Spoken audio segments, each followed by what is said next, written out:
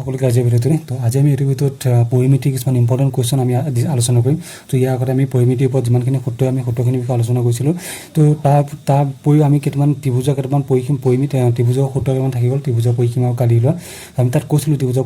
পৰিসীমা কালি লোৱা সূত্ৰটো, মানে যিটো চবৰে কাৰণে হয়। ত্ৰিভুজৰ পৰিসীমা a + b + c ত্ৰিভুজৰ পৰিসীমা হয়, আৰু ত্ৰিভুজৰ কালি হাফ ইনটু ভূমি ইনটু উন্নতি। সেইটো আমি ইয়াৰ আগৰ ভিতৰত আমি কৈছিলোঁ ত্ৰিভুজৰ পৰিসীমা কালি বিষয়। কিন্তু যদি ত্ৰিভুজ কেইবাপ্ৰকাৰো থাকে, গতিকে ত্ৰিভুজ যিহেতু কেইবাপ্ৰকাৰ থাকে, গতিকে সিহঁতৰ কালি লোৱা সূত্ৰবিলাক অলপ কি হয়, বেলেগ বেলেগ হয়। এতিয়া আমি চাওঁ, বা সিহঁতৰ পৰিসীমা লোৱা সূত্ৰটো বেলেগ বেলেগ হ'ব পাৰে। এতিয়া আমি চাওঁ প্ৰথম ত্ৰিভুজৰ পৰিসীমা। ত্ৰিভুজৰ পৰিসীমা লোৱা সূত্ৰটো কি? ধৰি লওক এইটো এটা ত্ৰিভুজ হয়নে? ত্ৰিভুজৰ কেইটা বাহু থাকে? 3টা বাহু থাকে। এটা বাহু যদি যোগ a হয়, এটা বাহু যদি b যোগ b হয়, এটা বাহু যোগ যদি c হয়, তেনে পৰিসীমাটো কেনেকৈ লওঁ? তাহলে a + b + c। গতিকে ত্ৰিভুজৰ পৰিসীমা হয় কি? a + b + c। আৰু কালি কি হয়? কালিটো আমি কি পাইছিলোঁ? ইয়াৰ আগৰ ভিডিঅ'টো আমি আলোচনা কৰোঁতে ত্ৰিভুজৰ কালি পাইছিলোঁ হাফ ইনটু ভূমিপূৰণ উন্নতি। হাফ ইনটু ভূমিপূৰণ উন্নতি। গতিকে ভূমি কোনডাল হ'ব? এটা ল'ব ভূমি, সাধাৰণতে তলফালে থকা ৰেখাডালকে ভূমি বুলি কয়। আৰু উন্নতি কি হ'ব? উন্নতি মানে শীৰ্ষবিন্দুৰ পৰা বিপৰীত বাহুলৈ থকা লম্ব ৰেখাডালক উন্নতি বুলি কয়। গতিকে ত্ৰিভুজৰ কালি উলিয়াবলৈ হ'লে আমি ভূমিডাল লাগিব, উন্নতিডাল লাগিব। কিন্তু কেতিয়াবা আমাক কি দিয়া থাকে? ত্ৰিভুজৰ 3টা বাহু যোগ দিয়া থাকে, আৰু তেতিয়া আমাক ত্ৰিভুজৰ কালি উলিয়াব দিয়ে, উন্নতিডাল দিয়া নাথাকে। যদি উন্নতিডাল দিয়া থাকে তেতিয়া আমি এইটো সূত্ৰ সদায় পেলাই উলিয়াই দিব পাৰিম। উন্নতি আৰু যদি ভূমিডাল যদি দিয়া থাকে, তেতিয়া আমি হাফ ইনটু ভূমিপূৰণ উন্নতি এইটো সূত্ৰ সদায় পেলাই আমি ত্ৰিভুজৰ কালি উলিয়াব পাৰিম। কিন্তু যদি এইটো নিদি পেলাই আমাক যদি ত্ৰিভুজৰ 3টা বাহু যোগ দিয়া আছে, তেতিয়া আমাক বোলে কালি উলিয়াব দিছে, তেতিয়া কালি লোৱা সূত্ৰটো হ'ব, ত্ৰিভুজৰ কালি হ'ব তেতিয়া কালি equal √/s × s - a s - b s - c। ইয়াত a b c মানে চাগে তোমালোকে নিশ্চয় বুজি পাইছা। a b c মানে কি বুজাব? a b c বুজাব ত্ৰিভুজৰ বাহু 3টা যোগ, এটা বাহু যোগ a, এটা বাহু যোগ b, এটা বাহু যোগ c। আৰু s-টোৱে বুজাব অৰ্ধ পৰিসীমা। s-টোৱে কি বুজায়? s-টোৱে বুজাব অৰ্ধ পৰিসীমা। অৰ্ধ পৰিসীমা মানে কেনেকৈ ল'ম? যিমান পৰিসীমা হ'ব তাক মই 2 কি কৰি দিম? হৰণ কৰি দিম। এতিয়া পৰিসীমা কিমান? a + b + c। য'ত s = a + b + c / 2। s-টোৱে যিটো অৰ্ধ পৰিসীমা বুজায়, পৰিসীমা উলিয়াই পেলাই তাক আমি 2 হৰণ কৰি দিম, তেতিয়া আমি অৰ্ধ পৰিসীমা পাই যাম। আৰু সেইটো পোৱাৰ লগে লগে আমি এই সূত্ৰটো খুটাই পেলাই কি লাভ কৰিম? ত্ৰিভুজৰ কালি লাভ কৰিম। নিশ্চয় চাগে তোমালোকে বুজি পাইছা। এতিয়া ছেকেণ্ড এটা ত্ৰিভুজ আছে সমকোণী ত্ৰিভুজ। সমকোণী ত্ৰিভুজৰ কথা তোমালোকে জানাই। সমকোণী ত্ৰিভুজ এটা কোণ 90 ডিগ্ৰী হয়। গতিকে সমকোণী ত্ৰিভুজৰ যদি পৰিসীমা যদি উলিয়াব দিয়ে, যদি 3টা বাহু বোলে যোগ দিয়া আছে, এটা বাহু a, এটা বাহু a, এটা বাহু যোগ b, এটা বাহু যোগ c, তেতিয়া ত্ৰিভুজৰ পৰিসীমাটো হ'ব a + b + c। কিন্তু বোলে সমকোণী ত্ৰিভুজৰ মাত্ৰ 2টা বাহু জোখে দিয়া আছে, 3 নম্বৰ বাহুটো যোগ দিয়া নাই, আৰু ত্ৰিভুজৰ পৰিসীমা দিব লাগে। তেতিয়া মই কি কৰিব লাগিব? a b c হয়নে? এইটো বাহু যোগ দিয়া আছে, এইটো বাহু যোগ দিয়া আছে, এইটো বাহু যোগ যেনিবা দিয়া নাই, তেতিয়া মই ত্ৰিভুজৰ পৰিসীমা সূত্ৰটো কেনেকৈ সমকোণী ত্ৰিভুজৰ পৰিসীমা কেনেকৈ উলিয়াম? এডাল কি লম্ব হয়, এডাল ভূমি হয়, অতিভুজডালৰ মান বোলে দিয়া নাই। গতিকে অতিভুজডাল কেনেকৈ উলিয়াই তোমালোকে নিশ্চয় জানা। সমকোণী ত্ৰিভুজত পাইথাগোৰাছৰ সূত্ৰ কৰে। পাইথাগোৰাছৰ সূত্ৰ কৰিলে কি হয়? ইয়াৰ অতিভুজডালক আমি c বুলি ধৰোঁ যেনিবা। অতিভুজটো সমান কি? অতিভুজটো কি হয়? অতিভুজ ইকুৱেল √/a² + b², অৰ্থাৎ বাকী বাহু দুটা বৰ্গৰ যোগফলৰ ঘনমূল। তেতিয়া আমি অতিভুজটো কেনেকৈ ল'ম? বাকী বাহু দুটাৰ বৰ্গৰ যোগফলৰ ঘনমূল। তাৰমানে এইটো ঘনমূলটো কি হৈছে? তোমালোকে পাইথাগোৰাছৰ সূত্ৰ যদি কটা যায় কি হয়? c² = a² + b² হয়নে? যে সমকোণী ত্ৰিভুজৰ অতিভুজৰ বৰ্গ সমান লম্ব স্কোৱাৰ যোগ বাহু স্কোৱাৰ। এইটো আছিলে। তাৰ আমাৰ অতিভুজডাল লাগে, স্কোৱাৰটো নালাগে। গতিকে স্কোৱাৰটো যদি মই অঁতৰাই দিলে সমান চিহ্ন সোঁফালে কি হৈ যাব? বৰ্গমূল চিহ্নটো আহি যায়। বুজি পাইছা নহয়? সেইকাৰণে ইয়াত আমি সমকোণী ত্ৰিভুজৰ পৰিসীমাটো আমি কেনেকৈ লিখিব পাওঁ? এনেই a + b + c হয়। কিন্তু যদি চিটো যদি আমি নাজানো, কিন্তু এটোৱে বোলে বিটোৱে দিয়া আছে, তেতিয়া আমি চিটো কেনেকৈ ল'ম? √/a² + b², অৰ্থাৎ সমকোণী ত্ৰিভুজৰ পৰিসীমা হ'ব a + b + √/a² + b², অৰ্থাৎ c সমান কি হৈ যায়? √/a² + b²। তো নিশ্চয় চাগে বুজি পাইছা। আৰু কালিটো সমকোণী ত্ৰিভুজৰ কালিটো কেনেকৈ লওঁ? সমকোণী ত্ৰিভুজৰ কালি লোৱা একেবাৰে সহজ। তলৰডাল ভূমি আৰু এডাল উন্নতি লাগে, এডাল বাহু লম্ব হৈ থাকে, সেইডালে উন্নতি। তো half into a into b হয়। তেতিয়াহ'লে ভূমিপূৰণ উন্নতি, এডাল ভূমি, এডাল হ'ব উন্নতি। তো নিশ্চয় চাগে বুজি পাইছা সমকোণী ত্ৰিভুজৰ কালি আৰু পৰিসীমাৰ বিষয়ে। এইবাৰ আমি সমবাহু ত্ৰিভুজ। এতিয়া সমবাহু ত্ৰিভুজ বুলি ক'লে তোমালোকৰ মনলৈ চাগে ধাৰণা আহিয়ে গৈছে, যিবিলাক ত্ৰিভুজৰ গোটেইকেইটা বাহু মান সমান তাকে কি বুলি কয়? সমবাহু ত্ৰিভুজ বুলি কোৱা হয়। গতিকে এইটো যেনিবা এটা সমবাহু ত্ৰিভুজ। ইয়াৰ যদি এটা বাহু মান যদি a হয়, এইটো a হ'ব, এইটো হ'ব, অৰ্থাৎ গোটেইকেইটা বাহু মান সমান। এই সমবাহু ত্ৰিভুজৰ পৰিসীমা কেনেকৈ ল'ম? তো পৰিসীমা সূত্ৰটো এনেই যিকোনো ত্ৰিভুজৰ ক্ষেত্ৰত পৰিসীমা সূত্ৰটো কি আছিলে? a + b + c। আৰু সমবাহু ত্ৰিভুজৰ যিহেতু গোটেইকেইটা বাহু সমান, গতিকে a + b ঠাইত মই কি লিখিম? a লিখিম, আৰু c ঠাইত মই কি লিখিম? a লিখিম। অৰ্থাৎ কি হ'ব? তাহলে 3a হ'বনে? এতিয়া সমবাহু ত্ৰিভুজৰ পৰিসীমাটো হ'ব 3a। আৰু সমবাহু ত্ৰিভুজৰ যদি কালি যদি উলিয়াব দিয়ে, কালি লোৱা সূত্ৰটো কি হ'ব? √3/4a²। মনত ৰাখিবা তোমালোকে কেতিয়াবা সমবাহু ত্ৰিভুজ দি দিব, তাক কালি উলিয়াব দিয়ে। গতিকে আমি তাত উন্নতি আঁকি থাকিব নালাগে, কালি এইটো সূত্ৰ মনত ৰাখিলে হ'ব। √3/4a², এইটো এটা সূত্ৰ সমবাহু ত্ৰিভুজৰ কালি লোৱা সূত্ৰটো। এইবাৰ এইটো সমদ্বিবাহু ত্ৰিভুজৰ পৰিসীমা। এতিয়া সমদ্বিবাহু ত্ৰিভুজ কাক বোলে তোমালোকে নিশ্চয় জানা। যিবিলাক ত্ৰিভুজৰ দুটা বাহু সমান থাকে কি বুলি কয়? সমদ্বিবাহু ত্ৰিভুজ বুলি কয়। যিহেতু এটা ত্ৰিভুজ, ইয়াৰ দুটা বাহু সমান, অৰ্থাৎ এইটো বাহু সমান, এইটো বাহু সমান নহয়, দুটা বাহু সমান হ'লে কি সমদ্বিবাহু ত্ৰিভুজ বুলি কয়। তো ইয়াৰ যেতিয়া আমাৰ পৰিসীমা উলিয়াব দিয়ে, তো পৰিসীমা উলিওৱা সাধাৰণ সূত্ৰটো কি? a + b + c। কিন্তু ইয়াৰ দুটা বাহু সমান, এডাল যিমান এডালো সমান। গতিকে এটা বাহু যদি a হয়, এইটো বাহু কি হ'ব? a হ'ব, তাত b ঠাইত a হৈ যাব + c। গতিকে এইকাৰণে কি হ'ব? 2a + c হয়নে? এই দুটা বাহু সমান, এইটো বেলেগ যেনিবা। দুটা ভাগ সমান হ'লে এ হ'ব এইটো ভাগ মানে কি বি তো বি পাতি দিলোঁ আমি গতিকে 2a প্লাছ কি হ'ব বি এতিয়া সমদ্বিবাহু ত্ৰিভুজৰ পৰিসীমা কি হ'ব 2a প্লাছ বি নিশ্চয় বুজি পাইছা তোমালোকে কাৰণ সমদ্বিবাহু ত্ৰিভুজ বুলি ক'লে তাত দুটা ভাগ সমান হয় আৰু দুটা ভাগ সমান হ'লে এটা ভাগ এ হ'লে আনটো ভাগ এ হ'ব আৰু তৃতীয় ভাগটো সমান নহয় এটা পৰিসীমা হ'লে তিনিটা ভাগ যোগ গতিকে a প্লাছ বি গতিকে a কেইটা হ'ব দুটা হ'ব এনে 2a প্লাছ বি আৰু সমদ্বিবাহু ত্ৰিভুজৰ যদি কালিলৈ হ'ব দিয়ে কালিলৈ সূত্ৰটো হ'ব b/4 অৰ্থাৎ ওপৰত কি হ'ব b বাহুটো মান হ'ব b/4 root over 4a square minus b square তো সমদ্বিবাহু ত্ৰিভুজৰ কালিটো কি হ'ব তেলে b/4 root over 4 square minus b square তো এইকেইটা সূত্ৰ কালি দিবলৈ থাকি গ'ল গতিকে আজি এইটো ভিডিঅ'ত আমি এইকেইটা সূত্ৰ আলোচনা কৰিলোঁ এতিয়া আমি ইয়াৰ ওপৰত পৰিমিতিৰ পৰা আহিবলগীয়া যেনেকুৱা ধৰণৰ কুৱেশ্যন হয় আমি কুৱেশ্যনসমূহৰ বিষয়ে ডিছকাছ কৰোঁ ফাৰ্ষ্ট কুৱেশ্যনটো আমি আলোচনা কৰোঁ যে এটা ত্ৰিভুজৰ বাহুকেইটা দিশ ক্ৰমে 10 সেণ্টিমিটাৰ 8 সেণ্টিমিটাৰ 6 সেণ্টিমিটাৰ হ'লে ত্ৰিভুজটো কালি কিমান হ'ব এতিয়া আমাক কি দি আছে চাই ল'বা যে এটা ত্ৰিভুজ দি আছে মানে চ' ত্ৰিভুজক কি দি আছে আমাক ত্ৰিভুজক কি দি আছে বাহুকেইটা যোগ দি আছে এইটো ত্ৰিভুজ মানে ত্ৰিভুজক কি দিছে বাহুকেইটা যোগ দি আছে চ' বাহুকেইটা যোগ কিমান দিছে এটা বাহু যোগ দিছে 10 সেণ্টিমিটাৰ ধৰি লওঁটো 10 সেণ্টিমিটাৰ এটা দিছে 8 সেণ্টিমিটাৰ এটা দিছে কিমান 6 সেণ্টিমিটাৰ কিহত দি আছে সেণ্টিমিটাৰ দি আছে গতিকে আমাক কি উলিয়াব লাগে কালি উলিয়াব লাগে ত্ৰিভুজটো কালি উলিয়াব লাগে এতিয়া বাহু দিশ যদি সেণ্টিমিটাৰ থাকে তো ত্ৰিভুজৰ কালি সূত্ৰটো হ'ব বৰ্গ সেণ্টিমিটাৰ বুজি পাইছা নহয় যদি মিটাৰত থাকে তেনেহ'লে বৰ্গ মিটাৰ হ'ব যদি সেণ্টিমিটাৰ থাকে তো ত্ৰিভুজৰ কালি এককটো হ'ব তো যি এককে নহওক অকল ত্ৰিভুজৰ বুলি নহয় কালি এককটো বৰ্গ সেণ্টিমিটাৰ হ'ব নহ'লে বৰ্গ মিটাৰত হ'ব যদিহে বাহুকেইটা যোগ যদি কিহত থাকে মিটাৰত থাকে ইয়াত যদি সেণ্টিমিটাৰ দিছে সেইকাৰণে কালি যুগটো হ'ব বৰ্গ সেণ্টিমিটাৰ এতিয়া আমি যদি অপশ্যনকেইটা যদি চাওঁ প্ৰথমটো দিছে 24 সেণ্টিমিটাৰ ত্ৰিভুজৰ কালি কিমান তো কালি বুলি ক'লে বৰ্গ সেণ্টিমিটাৰ আহিব লাগিব এইটো 24 সেণ্টিমিটাৰ তো এইটো নহ'ব তেতিয়াহ'লে বি নম্বৰ দিছে 24 বৰ্গ সেণ্টিমিটাৰ হোৱাৰ চান্স আছে চি নম্বৰ দিছে 26 বৰ্গ সেণ্টিমিটাৰ ইউ হোৱাৰ চান্স আছে কাৰণ কালি একক বৰ্গ সেণ্টিমিটাৰ আৰু ডি নম্বৰ দিছে 26 বৰ্গ মিটাৰ ইয়াত সেণ্টিমিটাৰহে দিয়া আছে তো বৰ্গ মিটাৰ হ'ব জানো গতিকে ডিটো হোৱা কি চান্স নাই গতিকে দুটা অপশ্যন আছে হ'বলৈ বি আৰু চি তো বি আৰু চি ভিতৰত কোনটো হ'ব তেতিয়াহ'লে এতিয়া আমি ত্ৰিভুজৰ জেনেৰেল কালি সূত্ৰটো কি আছিলে হাফ ইনটু ভূমিপন উন্নতি চ' ভূমিডাল দিয়া আছে উন্নতি নাই গতিকে উন্নতি দিয়া নাথাকিলেতো আমি হাফ ইনটু ভূমিপন উন্নতি এইটো সূত্ৰ খুটাই পেলাওঁ এইটো সূত্ৰ আছিলে half into B into a এই সূত্ৰটো খুটাই পেলাই আমি উলিয়াব নোৱাৰিম কিন্তু অলপ আগতে আমি ত্ৰিভুজৰ কালি এটা সূত্ৰ পঢ়িছিলোঁ সেই সূত্ৰটো তোমালোকে চাগে নিশ্চয় মনত আছে অলপ আগতে আমি আলোচনা কৰিছিলোঁ চ' সূত্ৰটো কি আছিলে কালি ইকুৱেল ত্ৰিভুজৰ কালি equal root over s into s minus a s minus b s minus c ইয়াত এছটোৱে কি বুজায় ত্ৰিভুজৰ অৰ্ধ পৰিসীমা আৰু এটোৱে কি এ বি চি ত্ৰিভুজৰ তিনিটা বাহু যোগ আৰু ত্ৰিভুজৰ তিনিটা বাহু যোগ আমাৰ প্ৰশ্নটো দিয়া আছেনে ত্ৰিভুজৰ তিনিটা বাহু যোগ প্ৰশ্নটো দিয়া আছে আমি এছ উলিয়াব লাগে এছটো মানে অৰ্ধ পৰিসীমা কেনেকৈ উলিয়াই তিনিটা বাহু যোগ কৰি পেলাই মই কি কৰিম 2 অংক কৰিম তেতিয়া অৰ্ধ পৰিসীমা হ'ব চ' ইয়াতো আমাৰ এই যিটো কুৱেশ্যন সেই কুৱেশ্যনটো আমাৰ সেই সূত্ৰটো কাটিব চ' এতিয়া আমাৰ কি দি আছে আমি যদি চাওঁ এই তিনিটা বাহু দি আছে নে এই সমান কিমান আছে 10 সেণ্টিমিটাৰ আমি যদি ধৰি লওঁ এটা বাহু এ সেণ্টিমিটাৰ এইটো বাহু যদি ধৰোঁ বি তো বি সমান 8 সেণ্টিমিটাৰ আৰু এইটো বাহু যদি ধৰোঁ চি সমান কিমান 6 সেণ্টিমিটাৰ বুজি পাইছা তাহলে এটাকে এছ ইকুৱেল তো এছ মানে ত্ৰিভুজৰ অৰ্ধ পৰিসীমা আমি কেনেকৈ কৰিম a plus B plus C by 2 divided by a plus B plus C divided by 2 চ' a কিমান 10 b কিমান 8 আৰু c কিমান 6 আৰু চব সেণ্টিমিটাৰ আছে সেইকাৰণে কি হ'ব সেণ্টিমিটাৰ হ'ব ডিভাইডেড বাই 2 এতিয়া 10 8 18 24 আৰু 2 24 সোনকালে কিবা উঠিলে 12 তো 12 cm পালোঁ অৰ্থাৎ ত্ৰিভুজটো যিটো পৰিসীমা হ'ব পৰিসীমা আধাটো কি অৰ্ধ পৰিসীমা বুলি কয় পৰিসীমা 24 আৰু 2 সোনকালে কিবা 12 পাম অৰ্থাৎ এছ মানে হ'ব 12 বা তোমালোকে এইবিলাক ইয়াত মই বুজাবৰ কাৰণে যেনিবা কৈ দিছোঁ তোমালোকে মুখৰে কৈ পাৰিবা প্ৰথমে গোটেইকেইটা যোগ কৰি লোৱা 2 8 24 সেণ্টিমিটাৰ হ'ল সেইটো হ'ল পৰিসীমা গোটেইকেইটা বাৰু যোগ কৰি পৰিসীমা পাওঁ তো অৰ্ধ পৰিসীমা লাগে তাৰ আধা কৰি দিয়া তো অৰ্ধ পৰিসীমা মানে কিমান এছ তাৰ আধা কৰিলে 24 আধা কিমান 12 ডাইৰেক্ট কিবা এছ ইকুৱেল 12 সেণ্টিমিটাৰ এতিয়া মোক কি লাগে কালিটো লাগে কি লাগে আমাক কালি ত্ৰিভুজটো আমাক কি লাগে কালি চ' কালি সূত্ৰটো কি আছিলে সূত্ৰটো লিখিবা s into root over s into s minus b into s minus a গোটেইকেইটা পূৰ্ণ আছে কিন্তু ইয়াত ৰুট অভাৰ ভিতৰত গোটেইকেইটা সংখ্যা কি হৈছে পূৰ্ণ আছে গতিকে এছ আমি কিবা দিম 12 পাতিম অৰ্থাৎ অৰ্ধ পৰিসীমা 12 তো এছ য'ত এছ আছে তাত আমি 12 পাতিম 12 বি এ মানে কিমান ইয়াত 10 লৈছোঁ আমি তো এই সমান হ'ব 10 তাৰপিছতে ইনটু 12 বি মানে কিমান ইয়াত তো 12 বি কাউণ্ট হ'ব আৰু এছ মাইনাছ চি এছ মানে 12 আৰু চি মানে কিমান 6 তো এতিয়া আমি গোটেইকেইটা কি কৰোঁ পূৰণ কৰোঁ এতিয়া কিছু কথাটো বুজি পাইছেনে গোটেইকেইটা আমি কি কৰোঁ পূৰণ কৰোঁ এতিয়া আমি গোটেইকেইটা যদি পূৰণ কৰিলে কি হ'ব 12 প্ৰথম ব্ৰেকেটৰ ভিতৰত বিগ হৈ আছে নে বিগ কৰি লওঁ 12 পৰা 10 গ'লে কিমান 2 12 পৰা 8 গ'লে কিমান 4 আৰু 12 পৰা 6 গ'লে কিমান হ'ব 6 হ'ব এতিয়া আমি পূৰণ যদি আমি কৰি দিব পাৰিম কিন্তু কালিটো ব্যৱহাৰ আমি কি কৰিব মই যিকেইটা অপশ্যন আছে দুটা অপশ্যনৰ ভিতৰত এটা হ'ব হয়নে তো এই দুটা ভিতৰত যিকোনো এটা পাবলৈ হ'লে প্ৰথম ৰোড অভাৰটো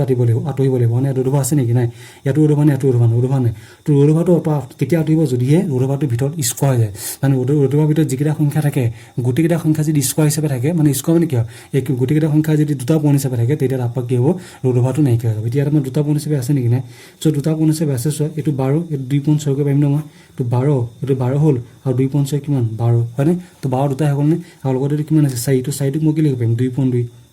কথাটো বুজি পাইছেনে তো ৰোধ ওভাৰৰ আমি কেইটা সংখ্যা পালো দুটা সংখ্যা পালো তাত 12 এটা 2 আৰু দুইটা সংখ্যা জোড়া হিচাপে আছে নে আৰু দুইটা সংখ্যা যদি জোড়া হিচাপে থাকে তো তাৰ পৰা যেতিয়া মই এটা উলিয়াই লৈ আহিম ইয়াৰ পৰা 12 দুটা আছিল তাৰ পৰা এটা উলিয়াই আহিলো ইয়াত 2 দুটা আছিল তাৰ পৰা মই এটা উলিয়াই লৈ আহিলো যোৱাৰ পৰা যেতিয়া মই এটা উলিয়াই লৈ আহিম তেতিয়া কি হ'ব ৰোধ ওভাৰটো উঠি যাব তো নিশ্চয় চাগে বুজি পাইছা কোৱেশ্চন কেনেকৈ সমাধান এইখিনি কেনেকৈ সমাধান কৰা হৈছে যে দুইটা পৰা যেতিয়া ৰোধ ওভাৰটো যেতিয়া জোড়া হৈ থাকিব যোৱাৰ পৰা যেতিয়া মই এটা উলিয়াই লৈ আহিম এটা উলিয়াৰ লগে লগে ৰোধ ওভাৰ চিনটো কি হ'ব নাইকিয়া হৈ যাব তো 12.12 তাৰ পৰা 12 টো উলিয়াই লৈ আহিলো ৰোধ ওভাৰ নাইকিয়া হ'ল 2.2 এটা উলিয়াই লৈ আহিলো ৰোধ ওভাৰ নাইকিয়া হ'ল বুজি পাইছা সেইটো তো 12 গুণ কিমান হ'ব তালে 24 তো 12 গুণ কিমান 24 আৰু এনসাৰ আমাৰ কি হ'ব তালে 24 আৰু কালি একক সদায় কি হয় বৰ্গকেইটা একক সেন্টিমিটাৰ আছিল গতিকে কালি একক হ'ব বৰ্গ সেন্টিমিটাৰ তো অপচন কি হ'ব তালে অপচন বি তো কোৱেশ্চন যদি বুজি পাইছা তেনে লাইক কৰিবা ভিডিওটো আমি আৰম্ভ এতিয়া আমি দিয়ালে পিছৰ কোৱেশ্চনটোলৈ যাওঁ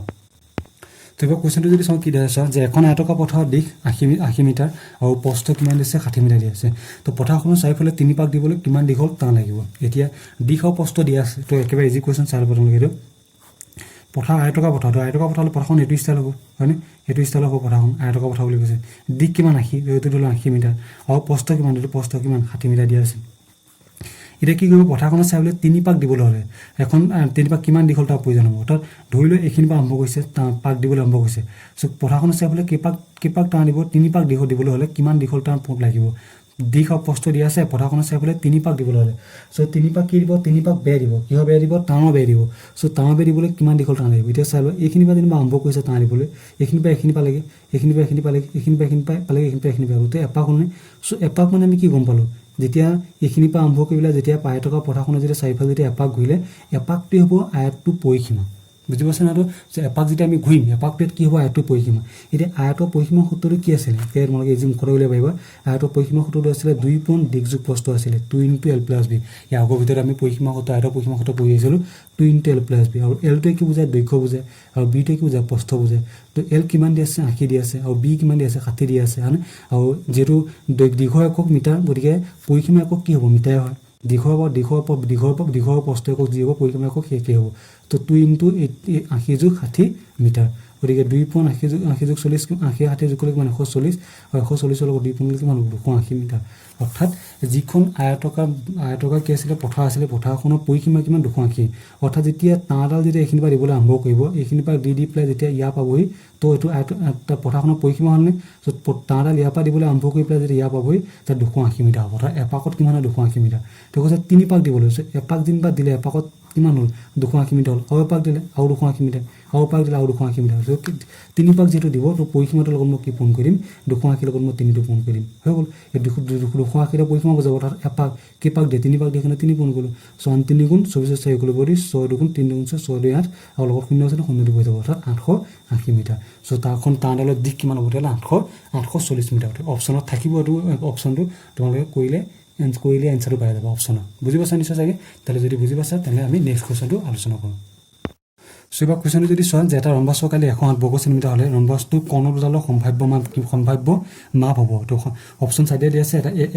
এ দিয়া আছে 12 সেন্টিমিটাৰ 18 সেন্টিমিটাৰ বি দিয়া আছে 18 সেন্টিমিটাৰ 20 সেন্টিমিটাৰ চি দিয়া আছে 12 সেন্টিমিটাৰ 16 সেন্টিমিটাৰ আৰু ডি দিছে অপো এটাও নহয় অৰ্থাৎ আমাৰ ৰম্বাসটো কি দিয়া আছে কালিটো দিয়া আছে তো ৰম্বাস আমাক কি দিয়া আছে কালিটো দিয়া আছে আমি সেই ৰম্বাসটো কোণ দুডালৰ সম্ভাৱ্য মান উলিয়াবলৈ সম্ভাৱ্য মানে ডাইৰেক্ট ক'ব নালাগে যে কোণ দুডালৰ মান ইমান হ'ব বুলি আমি খালি সম্ভাৱ্য যে এইটো হ'ব পাৰে বুলি আমি কি কৰিব লাগে দেখুৱাব লাগে এতিয়া অপশ্যন চাইডে ভিতৰত কোনটো হ'ব পাৰে আমি উলিয়াব লাগে এতিয়া আমাক কালি দিয়া আছে নে তো কালি সূত্ৰটো আমি অংকটো কৰিম এতিয়া ৰম্বাসৰ কালি সূত্ৰটো কি আছিল মনত আছে চাগে তো এতিয়াও মনত যদি নাই বা যদি নাজানো তেনেহ'লে মই লিখিয়ে দিছোঁ মনত ৰখি যাব তোমালোকৰ একেবাৰে সহজ ৰম্বাসৰ কালি সূত্ৰটো half into d1 into d2 ইয়াত d1 d2 কি বুজায় ৰম্বাসৰ কোণ বুজায় আমি পাছটো চিত্ৰ আঁকি পেলাই আগত দেখুৱাই দিছিলোঁ যে ৰম্বাসৰ চাৰিটা বাহু সমান হয়নে যে ৰম্বাসৰ কি হয় চাৰিটা বাহু সমান এই চাৰিটা বাহু সমান আৰু ইয়াত যদি কালি উলিয়াব দিয়ে কোণৰ দ্বাৰা আমি কি কৰিম পূৰণ কৰি দিম চ' এইটো হ'ল কি এডাল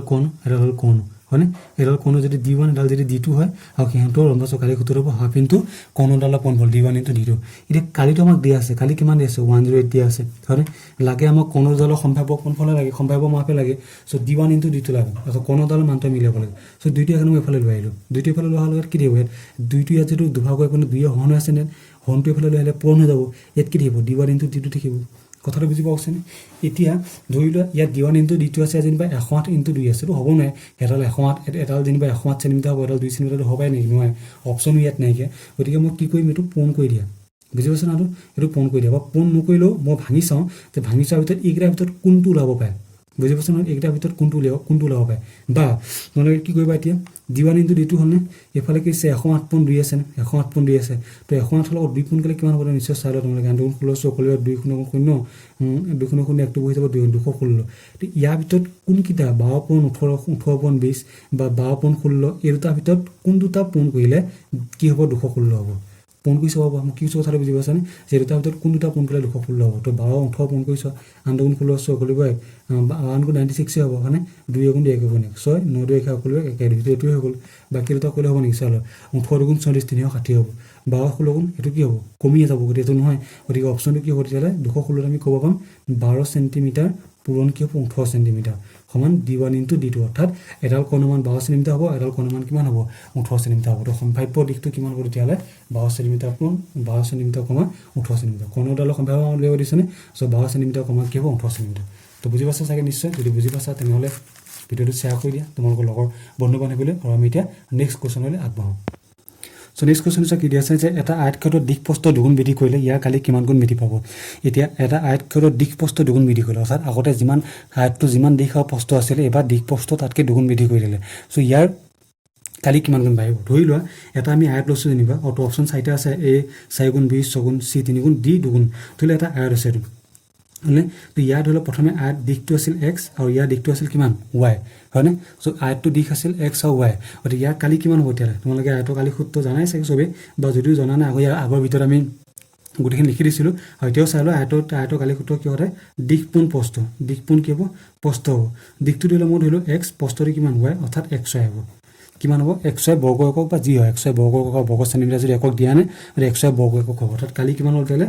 xy বৰ্গ একক এতিয়া কি কৈছে যে এটা আয়তক্ষেত্ৰত দিশ প্ৰস্থ দুগুণ বৃদ্ধি কৰিলে অৰ্থাৎ আগতে যিমান আছিল আগতে কিমান আছিল x আছিলে এবাৰ কিমান গুণ কৰিলে দুগুণ বৃদ্ধি কৰিলে আগতে y আছিলে আগতে প্ৰস্থ y আছিলে এবাৰ কিমান কৰিলে 2y কৰিলে কি কৈছে কথাটো বুজি পাইছানে তো আগতে যিমান আছিলে এবাৰ তাতকৈ দুগুণ বাঢ়িলে চ' আগতে কিমান আছিলে x আছিলে এবাৰ দুগুণ বাঢ়িলে 2x হ'ল মানে দিশ আগতে যিমান আছিলে এবাৰ তাতকৈ দুগুণ বাঢ়িলে প্ৰস্থ আগতে কিমান আছিল y আছিলে এবাৰ কিমান দুগুণ বাঢ়িলে এতিয়া কালিটো বেলেগ হৈ যাবনে চ' এতিয়া কালিটো বেলেগ হ'ব এতিয়া কালি সূত্ৰটো কি দিশ পোন প্ৰস্থ আকৌ দিশ পোন কি হ'ব প্ৰস্থ এতিয়া এইবাৰ দিশ প্ৰস্থ কিমান হ'ব আগতকৈ দুগুণ বাঢ়িলে আগতে দিশ আছিল x এতিয়া কিমান হ'ব দুগুণ হ'লে 2x হ'ব আগতে প্ৰস্থ আছিল y এতিয়া দুগুণ বাঢ়ি গ'ল কিমান 2y 2 দুগুণ কিমান হ'ব 4 আৰু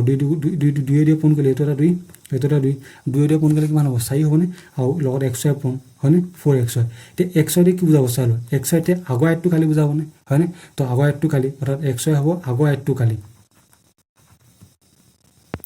তো 4 xy xy কি বুজাব আগৰ আয়তৰ কালি এতিয়া আগৰ আয়তৰ কালি আছিল xy এতিয়া নতুন আয়তটো কিমান বাঢ়িলে আগৰ আয়তৰ কালি 4 গুণ হ'লনে তাত কেইগুণ বাঢ়িলে আগৰ আয়তটো কালি আছিল xy বৰ্গ মিটাৰ এতিয়া কিমান পালোঁ 4xy পালোঁ আৰু xy মানে আগৰ আয়তটো কালি আগৰ আয়তটোতকৈ এতিয়া আয়তৰ কালি কিমান 4 গুণ বাঢ়িছে অপশ্যনটো কি হ'ব a অৰ্থাৎ 4 গুণ তো বুজি পাইছা যদি বুজি পাইছা নেক্সট কুৱেশ্যনলৈ আমি আগবাঢ়োঁ চ' এটা কুৱেশ্যন তোমালোকৰ কাৰণে হোমৱৰ্কে দিয়া হ'ল চ' হোমৱৰ্ক কুৱেশ্যনটো চাই লওক কি আছে এটা বৰ্গ বাহুদিশ দুগুণ বৃদ্ধি কৰিলে ইয়াৰ কালি কিমান গুণ বৃদ্ধি হ'ব এটা বৰ্গ বাহুদিশ কিমান বৃদ্ধি কৰিছে দুগুণ বৃদ্ধি কৰিছে তো মানে প্ৰথমে বৰ্গটো বাহু যিমান আছিলে তাতকৈ বা দুগুণ বৃদ্ধি কৰিলে তো ইয়াৰ কালি কিমান গুণ বৃদ্ধি হ'ব তাৰ আগতে বৰ্গটো কালি যিমান আছিলে এতিয়া বৰ্গটো কালি কিমান গুণ বৃদ্ধি হ'ব তো আগতে নিচিনা চেম তোমালোকে এইটো কুৱেশ্যন কৰিবা এইটো তোমালোকৰ হোমৱৰ্ক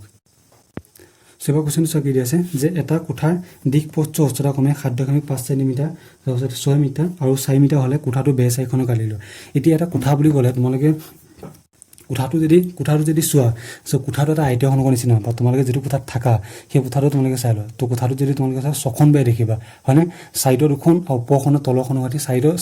ছাইডত 4খন আছে হয়নে ছাইডৰ 4খন ওপৰ এখন তলৰ এখন তো মুঠতে 6খন হয় অৰ্থাৎ আয়তীয় খনক হয় কিন্তু ইয়াত কি দিছে এটা কোঠা দিশ প্ৰস্থ উচ্চতা কমে 7.5 মিটাৰ 6 মিটাৰ 4 মিটাৰ হ'লে কোঠাটো বেৰ চাৰিখনৰ কালি কিমান তো বেৰ চাৰিখন বুলি ক'লে কোনখন বেৰ বুজাব ছাইডৰ বেৰকেইখন বুজাব ওপৰখনে ওপৰত যিখন থাকিব চালিখন মানে ওপৰত যিখন চিলিঙি থাকিব সেইখন নহয় বা তলৰ যিখন মজিয়া থাকিব সেইখন নহয় 4খন বেৰ থাকিব এতিয়া 4খন বেৰ যদি হয় এতিয়া যিটো কোঠাটো আয়তীয়খনকে হয় আৰু 4খন বেৰ বুলি ক'লে কোঠা আয়তীয়খনকে কি হয় 500 কালি আহে হয়নে 500 পৃষ্ঠকালি আহে আমি ইয়াৰ আয়তীয়খনকৰ পৃষ্ঠকালি আৰু পিষ্টকালে 500 পিষ্টকালে যেতিয়া আমি সূত্ৰখিনি যেতিয়া পঢ়িছিলোঁ তাত আমি এইটো কথা আলোচনা কৰিছিলোঁ যদি 4খন বেয়া কথা কয় তেতিয়া 500 পিষ্টকালে আহিব আৰু মুঠ পিষ্টকালে বুলি ক'লে মুঠতে 6খন বেয়া আহিব আয়তখনকৰ 6খন বেয়া আহিব ইয়াত আমি কি কৈছে কোঠাটো বেছ 4খন তো বেছ 4খন বুলি ক'লে সাইডৰ বেগ এখন বুজাব আৰু ওপৰখনে তলখনে নাহে কি দিয়া আছে ইমান দিশ পথ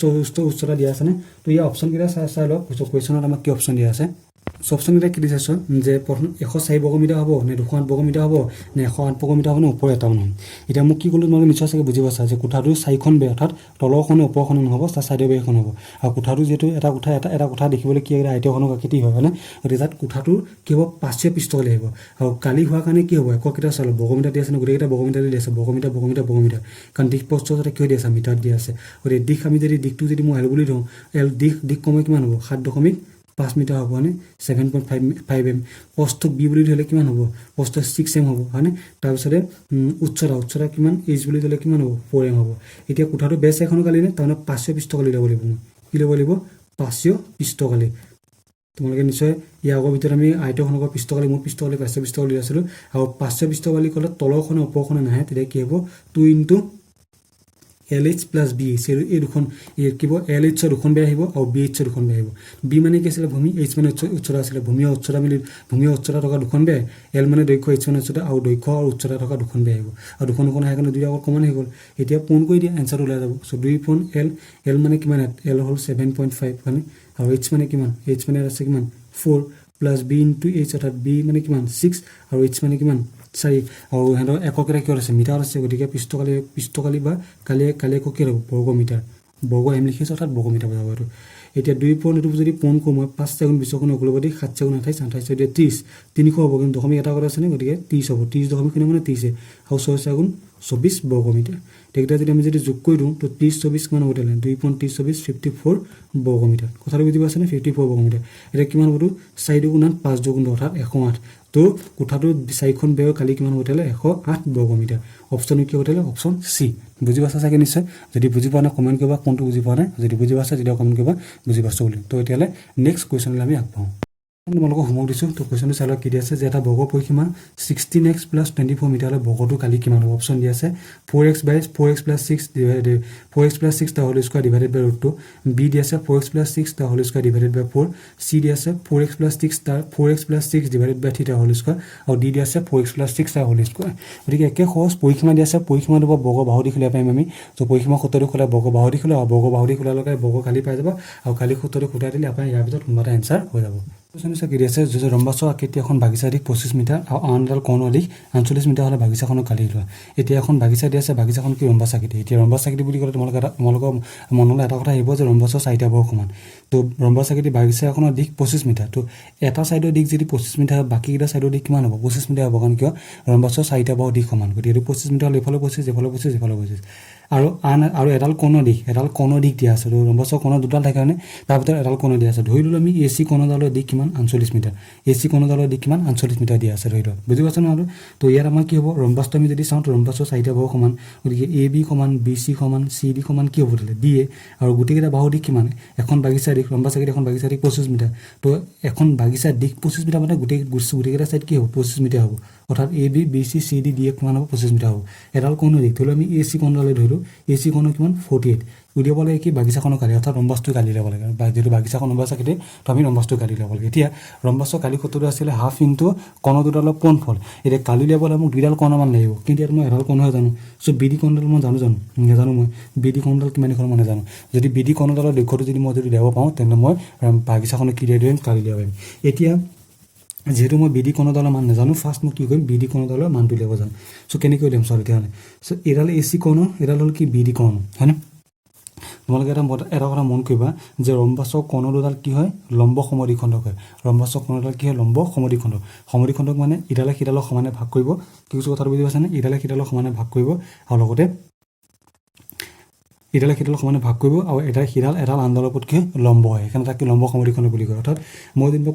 কোণ দুডাল আঁকিলো এডাল কোণ AC সেইডালৰ মানটো দি আছে BD কোণডালৰ মান নাজানো এতিয়া দুইডাল কোণ ইডালে সিডালৰ ওপৰত কি হ'ব লম্ব হ'ব অৰ্থাৎ AC কোণডাল BD পৰ লম্ব হ'ব বা BD কোণডাল কাৰ পৰ লম্ব হ'ব AC পৰ লম্ব হ'ব আৰু সিহঁতে এটা বিন্দুত AC আৰু BD কোণডালে যিটো বিন্দুত কাটাকাটি কৰে সেই কাটাকাটি কৰা বিন্দুত ইডালে সিডালক সমানে কি কৰিব ভাগ কৰিব অৰ্থাৎ BD কোণডালক AC কোণডালে সমানে দুভাগ কৰিব আৰু AC কোণডালক BD কোণডালে সমানে দুভাগ কৰিব আৰু কোনটো বিন্দুত দুভাগ কৰিব O বিন্দুত দুভাগ কৰিব O বিন্দুত যদি দুভাগ কৰে তে O সমান AC হ'বনে O সমান কি হ'ব OC হ'ব কাৰণ BD কোণডালে AC কোণডালক O বিন্দুত সমানে দুভাগ কৰিছে O সমান কি হ'ব OC হ'ব গোটেইডাল কিমান 48 A পাছিলে কিমান 48 A পাছিলে যদি 48 হয় তেনেহ'লে O কিমান হ'ব তেতিয়াহ'লে তাৰ আধা হ'ব কাৰণ সমানে দুভাগ সমানে আধা হৈ যাব তো এইখিনি কিমান হ'ব তেতিয়াহ'লে O হ'ব 24 মিটাৰ আৰু OC কিমান হ'ব তেতিয়াহ'লে 24 মিটাৰ বুজি পাইছেনে আৰু এতিয়া আমাক লাগে BD কোণডাল মান লাগে এতিয়া আমি কি কৈছিলোঁ যে ৰম্বাসৰ কোণডাল পৰস্পৰ সমদ্বিখণ্ডিত ইডালে সিডালে সমানে দুভাগ কৰে তো BD কোণডালক AC কোণডালে সমানে দুভাগ কৰিলে আৰু লগতে লম্ব সমদ্বিখণ্ডক মানে এডাল আনডালৰ ওপৰত কি কৰি থাকে 90 ডিগ্ৰী কোণ কৰি থাকিব সো তেতিয়াহ'লে এই AC কোণডালৰ ওপৰত BD কোণডালে 90 ডিগ্ৰী কোণ কৰিবনে যদি 90 ডিগ্ৰী কোণ কৰোঁতে কিমান হ'ব তেতিয়াহ'লে 90 ডিগ্ৰী কোণ হ'ব আৰু 90 ডিগ্ৰী কোণ হোৱাৰ লগে লগে এইটো AOB আমি এটা ত্ৰিভুজ পাই গ'লোঁ আৰু AOB ত্ৰিভুজ এইটো কি ত্ৰিভুজ হ'ব সমকোণী ত্ৰিভুজ সো এটা আমি সমকোণী ত্ৰিভুজক পাইথাগোৰাছৰ সূত্ৰ উঠাম বুজি পাইছা না এইটো কি কাৰণে সমকোণী ত্ৰিভুজ হ'ব কাৰণ AC লম্ব BD বা কাৰণ পৰস্পৰ লম্ব হয় বা BD লম্ব কি AC এডালৰ ওপৰত আনডাল লম্ব হ'লে সিডালৰ আনডালৰ ওপৰত কি হৈ যায় নিজে নিজে লম্ব হৈ যায় AC ডাল যদি BD ওপৰত যদি লম্ব তো BD ডাল AC ওপৰত লম্ব হ'বই আৰু লম্ব হোৱাৰ লগে লগে কি হ'ব তেতিয়াহ'লে আমাৰ কোণ AOB কিমান হ'ব কোণ AOB 90 ডিগ্ৰী এইবিলাক তোমালোকে অংক কৰিলে ডাইৰেক্ট শ্বৰ্ট নেমত তোমালোকে কৰিব পাৰিবা এইবিলাক নাপাতাকে মুখতে কৰিব পাৰিবা বুজাবৰ কাৰণে মই ইমানখিনি কৈ দিছোঁ কোণ AOB 90 ডিগ্ৰী আৰু কোণ AOB 90 ডিগ্ৰী হোৱাৰ লগে লগে কোণ AOB কি হ'ব তেতিয়াহ'লে এটা সমকোণী ত্ৰিভুজ হ'ব আৰু সমকোণী ত্ৰিভুজত কাৰ সূত্ৰ কাটে AOB যদি সমকোণী ত্ৰিভুজ হৈ যায় তো সমকোণী ত্ৰিভুজত পাইথাগোৰাছৰ সূত্ৰ কাটে সো সমকোণী ত্ৰিভুজত কাৰ সূত্ৰ কাটিব তেতিয়াহ'লে পাইথাগোৰাছৰ সূত্ৰ কাটিব সমকোণী ত্ৰিভুজত কাটিব এইটো হ'ব সমকোণী ত্ৰিভুজ এতিয়া পাইথাগোৰাছৰ সূত্ৰ মতে সমকোণী ত্ৰিভুজত কি সূত্ৰ কাটে যে সমকোণী ত্ৰিভুজৰ অতিভুজৰ লম্ব অতিভুজৰ বৰ্গ বাকী বাহু দুটাৰ বৰ্গ যোগফলৰ সমান এটা লম্ব হয়নে সো এডাল যদি লম্ব হয় তো এডাল লম্ব হ'লে এডাল কি হ'ব ভূমি হ'ব আৰু এডাল কি হ'ব অতিভুজ হ'ব অৰ্থাৎ এই লম্বডালৰ মানটো মই নাজানো এই AOB যিটো ত্ৰিভুজ এই লম্বডালৰ মানটো নাজানো আৰু ইয়াৰ মই বাকী দুডালৰ মান জানো AB ডালৰ মান জানো 24 আৰু O ডালৰ মানটো জানো কি হ'ব AB ডালৰ মানটো 25 আৰু O ডালৰ মানটো কিমান 24 তো মই কি নাজানো তেতিয়াহ'লে মই OB ডাল নাজানো এতিয়া AOB সমকোণী ত্ৰিভুজ কাৰণে তাত পাইথাগোৰাছৰ সূত্ৰ যদি খটুৱা যায় আটাইতকৈ দীঘল বাহুডালৰ বৰ্গ কিমান AB বৰ্গ কি হ'ব বাকী বাহু কি থাকিলে AOB ত্ৰিভুজত O আৰু OB থাকিলে বাকী বাহু দুটাৰ বৰ্গ যোগফলৰ সমান এইটোকে পাইথাগোৰাছৰ সূত্ৰ বুলি কয় আগৰ চেপ্টাৰটো ইয়াত কিবিলাক কি বুজোৱা আছে তোমালোকে যদি চোৱা নাই তো ভালকৈ চাই ল'বা আগৰ ভিডিঅ'বিলাক তো AB স্কোৱাৰ তো AB মানটো আমি জানো কিমান 25 দিয়া আছে 25 স্কোৱাৰ বাতি দিলোঁ O মানটো জানো কিমান 24 দিয়া আছে আৰু আমি OB মানটো জানো নেকি OB মানটো নাজানো গতিকে তোমালোকে কি কৰিবা 25 স্কোৱাৰ এইটো এফালে লৈ আহা 24 স্কোৱাৰ সমান এইটো কি হ'ব তেতিয়াহ'লে OB স্কোৱাৰ এতিয়া 25 স্কোৱাৰ কৰিলে তোমালোকে পাবা 625 আৰু 24 স্কোৱাৰ কৰিলে পাবা 576 মানে 25 স্কোৱাৰ 25 টো দুবাৰ পোন সেইকাৰণে 625 হয় আৰু 24 স্কোৱাৰ 24 টো দুবাৰ পোন কিমান হ'ব 576 হ'ব এতিয়া বিগ কৰি দিয়া বিগ কৰিলে কিমান হ'ব 5 বিগ জানে নাযায় এপাক থাকিলে 15 5 গ'লে 9 ইয়াত থাকিলে কিমান 1 বা 7 বিগ নাযায় এপাক থাকিলে 11 বা 7 গ'লে কিমান চাই ইয়াত থাকিলে 5 গ'লে 0 হয় এতিয়া OB স্কোৱাৰ সমান আমি OB পালোঁ OB স্কোৱাৰ সমান কিমান 49 পালোঁ 49ক মই কেনেকৈ লিখিব পাৰিম চাবা 49ক মই লিখিব পাৰিম 7 স্কোৱাৰ তো 7 স্কোৱাৰ হ'ব 49ক মই 7 স্কোৱাৰ 7 স্কোৱাৰ 49 ইয়াৰ পৰা আমাৰ কি হ'ব তেতিয়াহ'লে OB সমান কি হ'ব তেতিয়াহ'লে স্কোৱাৰ ইফালে উঠাই দিয়া ইফালে স্কোৱাৰ উঠাই দিলোঁ তো OB সমান 7 তো OB ডাল 7 পাই গ'লো নে OB ডাল কি হ'ব 7 পাই গ'লো যদি OB ডাল যদি 7 হয় OB ডাল আমি কিমান পালোঁ 7 মিটাৰ পাই গ'লো হয়নে OB ডাল 7 হ'লে OD ডাল কিমান হ'ব 7 মিটাৰ কাৰণ BD ডাল কৰ্ণ হয়নে নহয় BD ডাল কৰ্ণ আৰু BD ডাল কৰ্ণ হোৱাৰ লগে লগে BD কৰ্ণডালক AC কৰ্ণডালে কি কৰিব O বিন্দুত সমানে দুভাগ কৰিব যদি BD কৰ্ণডালক যদি AC কৰ্ণডালে O বিন্দুত সমানে দুভাগ কৰে এটা ভাগ হ'ব OB এটা ভাগ হ'ব কি OD বুজি পাইছা না এতিয়া সমানে দুভাগ কৰিলে সেই ভাগকেইটা সমান হ'ব নহয় এটা ভাগ হ'ব OB এটা ভাগ হ'ব OD আৰু OB আৰু OD ভাগ দুটা কি হ'ব সমান হ'ব কিয় কাৰণ ৰম্বাসৰ কোণডাল পৰস্পৰ সমদ্বিখণ্ডিত হয় গতিকে AC কোণডালে BD কোণডালক O বিন্দুত সমানে দুভাগ কৰিব এটা ভাগ হ'ব OB এটা ভাগ হ'ব OD এতিয়া OB কিমান পালোঁ 7 পালোঁ OB যদি 7 পাওঁ OD কিমান হ'ব তেতিয়াহ'লে OD কিমান 7 হ'বনে আৰু OD যদি 7 হৈ যায় তেনেহ'লে BD কিমান পাম এইটো BD কোণ বাকী কোণডালৰ মানটো কিমান হ'ব তেতিয়াহ'লে বাকী কোণডালৰ মান OD প্লাছ কি হ'ব OB হ'ব OD প্লাছ OD কিমান পালোঁ 7 আৰু OB কিমান পালোঁ 7 7 কিমান হ'ব 14 মিটাৰ সো এডাল কোণৰ মান কিমান 14 এডাল কোণৰ মান কিমান পালোঁ আমি এডাল কোণৰ মান দিয়া আছে 48 এতিয়া আমাক কি লাগে কালি লাগে কি আছে বাগিচাখনৰ কালি বাগিচাখন কি ৰম্বাছ আকেটে গতিকে ৰম্বাছৰ কালি হ'ব তো কালি কত কি D1 * D2 গতিকে হাফ ইনটু D1 তো প্ৰথম কোণডাল কিমান 48 আৰু D2 মানে কিমান দ্বিতীয় কোণডাল কিমান পালো BD 14 পালো তো 14 পাই দিলো সো 2 মই 14 কেটল কেবা গল 7 বা গল মানে পূৰণ কৰি দিতে 8 7 গুণ 56 8 7 গুণ 56 সৈ কৰিব 5 8 4 7 গুণ 28 28 পাছে কিমান 33 অৰ্থাৎ 337 বাকি দিকটো কি আছে মিটাৰ আছে গতিকে 337 বৰ্গ মিটাৰ অৰ্থাৎ ৰম্বসটো কালি কিমান হ'ব তেতিয়ালে ৰম্বসটো কালি হ'ব 337 বৰ্গ মিটাৰ বা মিটাৰ স্কয়াৰ তো নিশ্চয় চাগে বুজি পাছা তোমালোকে এনেকুৱা ধৰণৰ কোৱেশ্চন আহিলে তোমালোকে কৰিব পাৰিবা তো আজিলৈ ভিডিঅ'টো ইমানতে সামৰিছোঁ নেক্সট পাৰ্টত আৰু অলপ ইয়াতকৈ অকণ ক্ৰিটিকেল বা ইয়াতকৈ অকণ জটিল অংক লৈ পেলাই ভিডিঅ'টো আৰম্ভ কৰিম অকল জটিল বুলি নহয় সহজ মিডিয়ামৰ পৰা জটিল সহজ তিনিটা ধৰণৰ কুৱেশ্যন লৈ পেলাই আমি পৰিমিতি আৰু এটা পাৰ্ট আমি আৰম্ভ কৰিম আৰু এটা পাৰ্ট আমি ভিডিঅ' বনাম অৰ্থাৎ কুৱেশ্যন এনচাৰ আৰু ফাৰ্ষ্ট পাৰ্ট আৰু কুৱেশ্যন এনচাৰ আমি ছেকেণ্ড পাৰ্ট আমি ইয়াৰ নেক্সট ভিডিঅ'ত আমি বনাবলৈ চেষ্টা কৰিম ইয়াত তাত আমাৰ বিভিন্ন মিক্স কুৱেশ্যন থাকিব সহজ মিডিয়াম আৰু টান গোটেইখিনি কুৱেশ্যন থাকিব গতিকে আজিলৈ ভিডিঅ'টো ইমানেই যে কোনোবাই যদি নতুনকৈ চাই আছে চেনেলটো এটা ভিডিঅ'টো যদি নতুনকৈ চাই আছে এতিয়ালৈকে যদি চেনেলটো ছাবস্ক্ৰাইব কৰা নাই চেনেলটো ছাবস্ক্ৰাইব কৰিবা আৰু শ্বেয়াৰ কৰি দিবা তো আজিলৈ ইমানেই ধন্যবাদ